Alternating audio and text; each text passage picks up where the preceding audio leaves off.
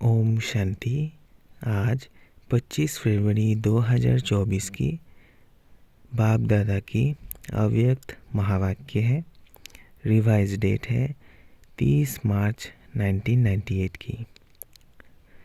Title है सर्व प्राप्तियों की स्मृति इमर्ज कर अचल स्थिति का अनुभव करो और जीवन मुक्त बनो।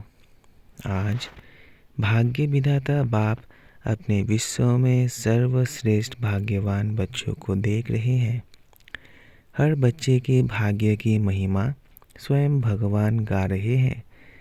बाप की महिमा तो आत्माएं गाती है, लेकिन आप बच्चों की महिमा स्वयं बाप करते हैं। ऐसे कभी स्वप्न में भी सोचा कि हमारा इतना श्रेष्ठ भाग्य बना हुआ है, लेकिन बना हुआ था, बन गया। दुनिया के लोग कहते हैं भगवान ने हमको रचा, लेकिन ना भगवान का पता है, ना रचना का पता है। आप हर एक भाग्यवान बच्चा अनुभव और फकूर से कहते हो कि हम शिव वंशी ब्रह्मा कुमार ब्रह्मा कुमारियाँ है। हमको मालूम है कि हमें बाप दादा ने कैसे रचा, चाहे छोटा बच्चा है, चाहे बुजुर्ग पांडव है। शक्तियाँ है। किसी से भी पूछेंगे आपका बाप कौन है, तो क्या कहेंगे? फलक से कहेंगे ना कि हमको शिव बाप ने ब्रह्मा द्वारा रचा। इसलिए हम भगवान के बच्चे हैं, भगवान से डायरेक्ट मिलते हैं। ना सिर्फ परम आत्मा व भगवान हमारा बाप है, लेकिन वह बाप भी है, शिक्षक भी है और सद्गुरु भी है। सबको यह नशा है। ताली बजाई, एक साथ की ताली बजाना। अभी यह भी एक्सरसाइज बुजुर्गों को सिखानी पड़ेगी। बच्चों को खुश देख बाप दादा भी खुशी में झूलते हैं और सदा कहते हैं वहाँ मेरे हर एक श्रेष्ठ भाग्यवान विशेष आत्माएं। बाप के रूप में परमात्मा पालना का अनुभव कर रहे हो। ये परमात्मा पालना सारे कल्प में सिर्फ इस ब्राह्मण जन्म में आप बच्चों को प्राप्त होती है। जिस परमात्मा पालना में आत्मा को सर्व प्राप्ति स्वरूप का अनुभव होता है। परमात्म प्यार सर्व संबंधों का अनुभव कराता है। परमात्म प्यार अपने देहभान को भी भुला देता, साथ साथ अनेक स्वार्थ के प्यार को भी भुला देता है। ऐसे परमात्म प्यार परमात्म पालना के अंदर पलने वाली भाग्यवान आत्माएं हो। कितना भाग्य है जो स्वयं बाप अपने वतन को छोड़ आप गॉडली स्टूडेंट्स को पढ़ाने आते हैं। ऐसा कोई टीचर देखा जो रोज सवेरे सवेरे दूर देश से पढ़ाने के लिए आवे? ऐसा टीचर कभी देखा? लेकिन आप बच्चों के लिए रोज बाप शिक्षक बन आपके पास पढ़ाने आते हैं और कितना सहज पढ़ाते हैं। 2 शब्दों की पढ़ाई है, आप और बाप। इन्हीं 2 शब्दों में चक्कर कहो, ड्रामा कहो, कलब ब्रिक्स कहो, सारी नॉलेज समाई हुई है। और पढ़ाई में तो कितना दिमाग पर बोझ पड़ता है, और बाप की पढ़ाई से दिमाग हल्का बन जाता है। हल्के की निशानी है ऊंचा उड़ना। हल्की चीज़ स्वतः ही ऊंची होती है। तो इस पढ़ाई से मन बुद्धि उड़ती कला का अनुभव करती है, तो दिमाग हल्का हुआ ना। तीनों लोगों की नॉलेज मिल जाती है। तो ऐसी पढ़ाई सारे कल्प में कोई ने पढ़ी है? कोई पढ़ाने वाला ऐसा मिला तो भाग्य है ना। फिर सद्गुरु द्वारा श्रीमत ऐसी मिलती है, खुदा के लिए क्या करूं, कैसे चलूं, ऐसे करूं या नहीं करूं, क्या होगा, ये सब क्वेश्चंस समाप्त हो जाते हैं। क्या करूं, कैसे करूं, ऐसे करूं व वैसे करूं, इन सब क्वेश्चंस का एक शब्द में जवाब है फॉलो फादर।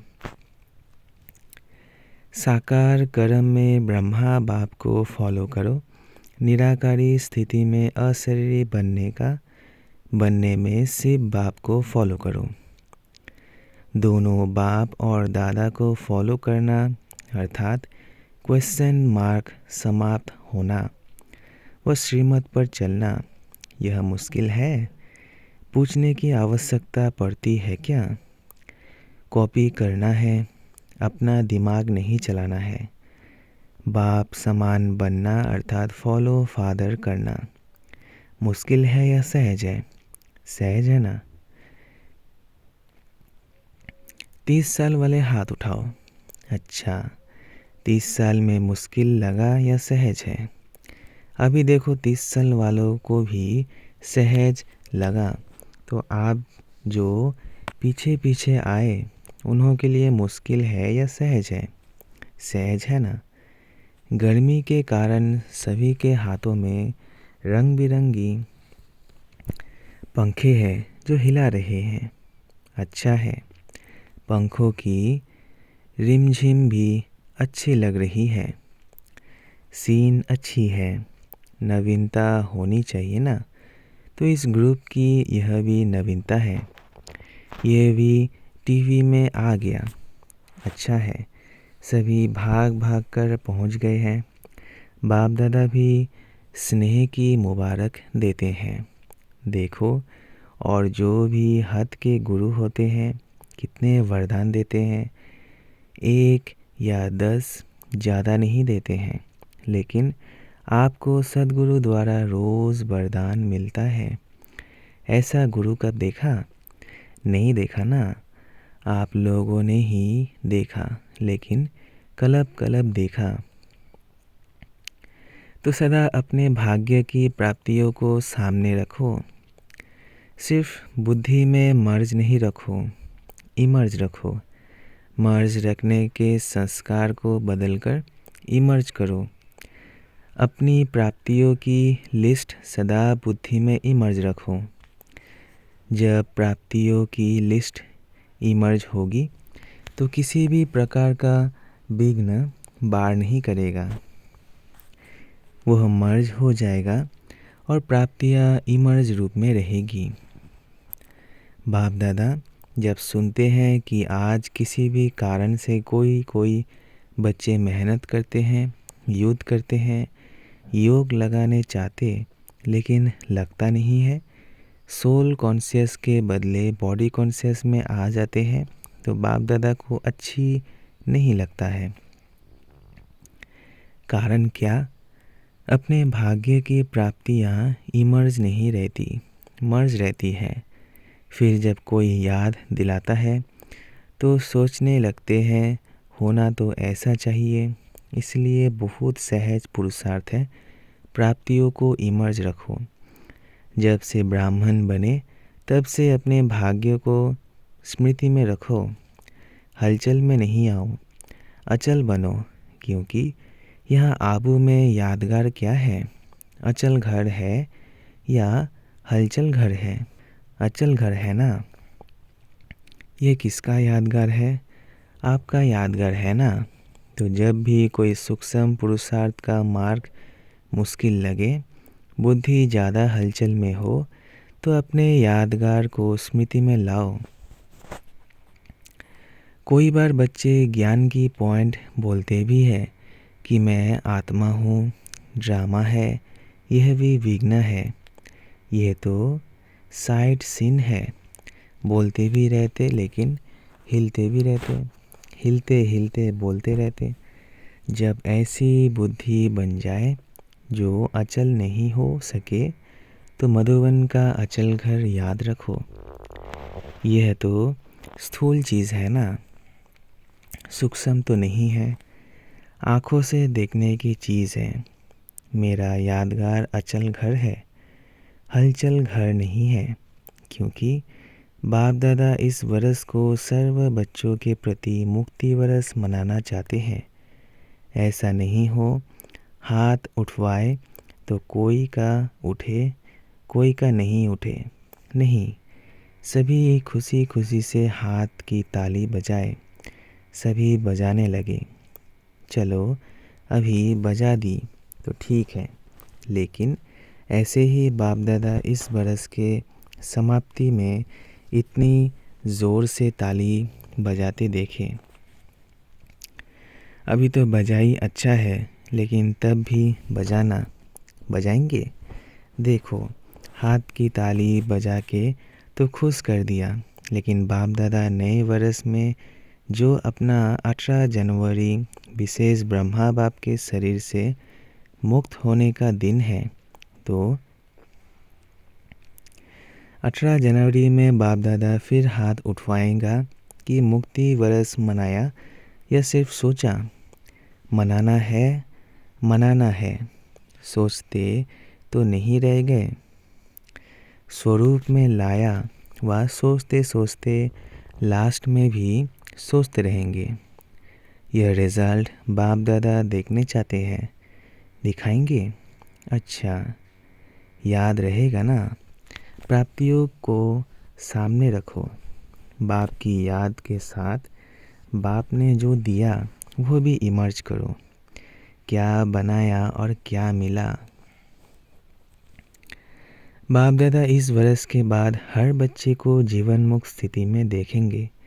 भविष्य में जीवन मुक्त होंगे, लेकिन संस्कार जीवन मुक्त के अभी से ही इमर्ज करने हैं। और निरंतर कर्म योगी, निरंतर सहज योगी, निरंतर मुक्त आत्मा के संस्कार अभी से अनुभव में लाओ। क्यों?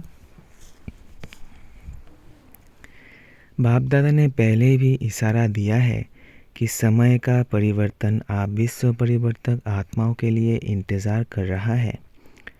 प्रकृति आप प्रकृतिपति आत्माओं का विजय का हार लेके आह्वान कर रही है। समय विजय का घंटा बजाने के लिए आप भविष्य राज्य अधिकारी आत्माओं को देख रहे हैं कि कब घंटा बजाए। भक्त आत्माएं वो दिन सदा याद कर रही हैं कि कब हमारे पूज्य देव आत्माएं हमारे ऊपर प्रसन्न हो हमें मुक्ति का वरदान देगी। दुखी आत्माएं पुकार रही है कि कब दुख हरता सुख करता आत्माएं प्रत्यक्ष होंगी। इसलिए यह सब आपके लिए इंतज़ार व आह्वान कर रहे हैं। इसलिए हे रहम दिल विश्व कल्याणकारी आत्माएं, अभी इन्हों के इंतज़ार को समाप्त करो। आपके लिए सब रुके हैं। आप सब मुक्त हो जाओ तो सर्व आत्माएं प्रकृति भगत मुक्त हो जाए। तो मुक्त बनो, मुक्ति का दान देने वाले मास्टर दाता बनो। अभी विश्व परिवर्तन की जिम्मेवारी के ताजधारी आत्माएं बनो। जिम्मेवार हो ना, बाप के साथ मददगार हो। क्या आपको रहम नहीं आता? दिल में दुख के बिलाप महसूस नहीं होते? हे विश्व परिवर्तक आत्माएं, अभी अपनी जिम्मेवारी की ताज पोसी मनाओ। बाप दादा ने पहले भी कहा, 100 हिमालय जितने बड़े ते बड़े विघ्न भी आ जाए तो भी हटेंगे नहीं, हार नहीं खाएंगे। ताजपोशी मुक्ति वर्ष अवश्य मनाएंगे। बाप दादा रोज़ चार्ट देखेगा। ऐसे नहीं यहाँ से जाओ तो ट्रेन में ही कहो पता नहीं क्या हो गया। घर में गए तो बगुले और हंस की लड़ाई लग गई।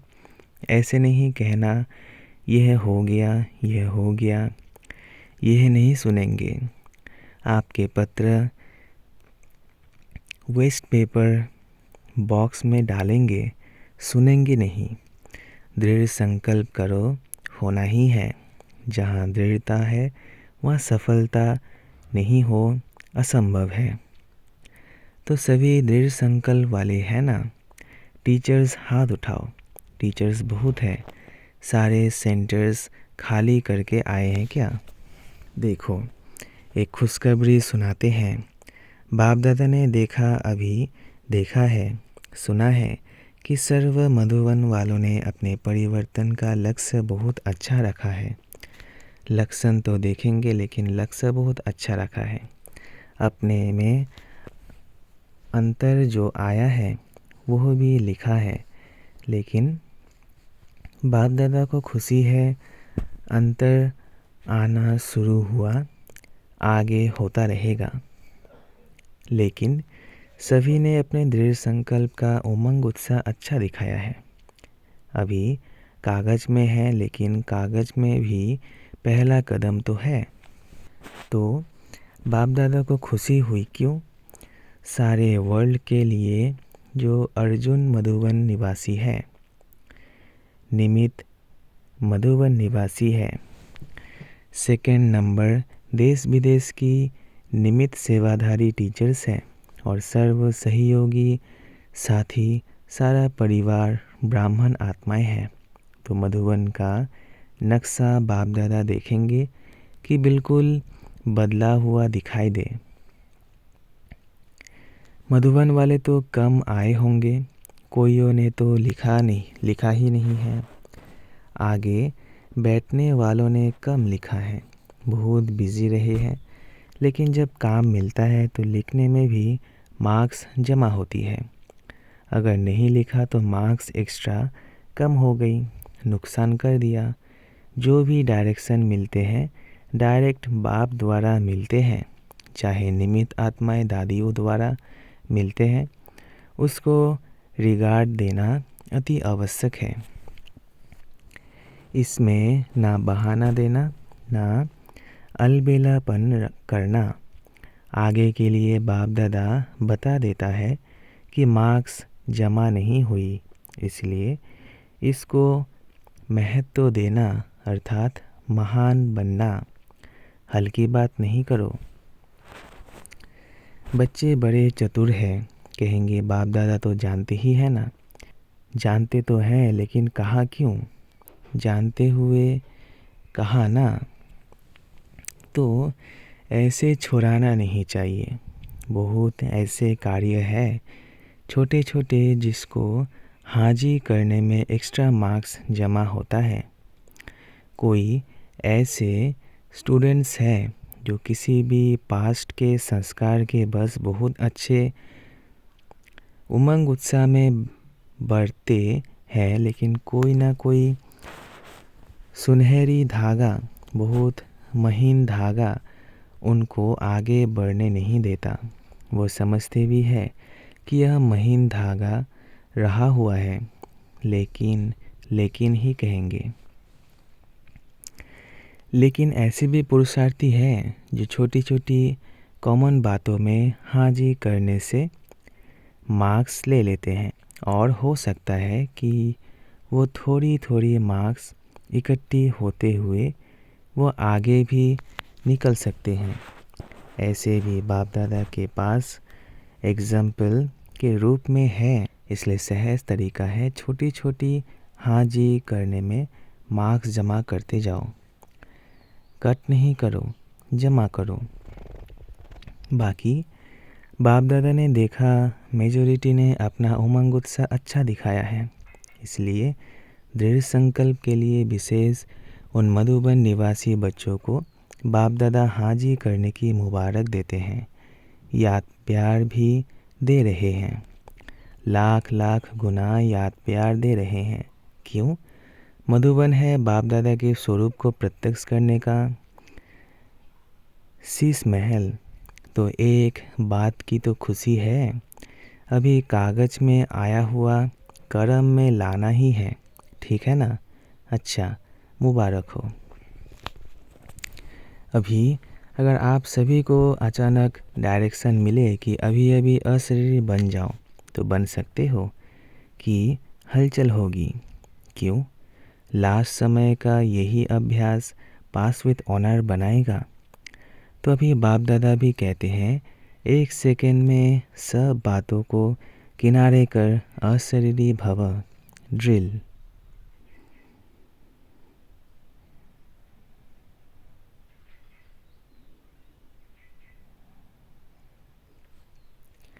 अच्छा,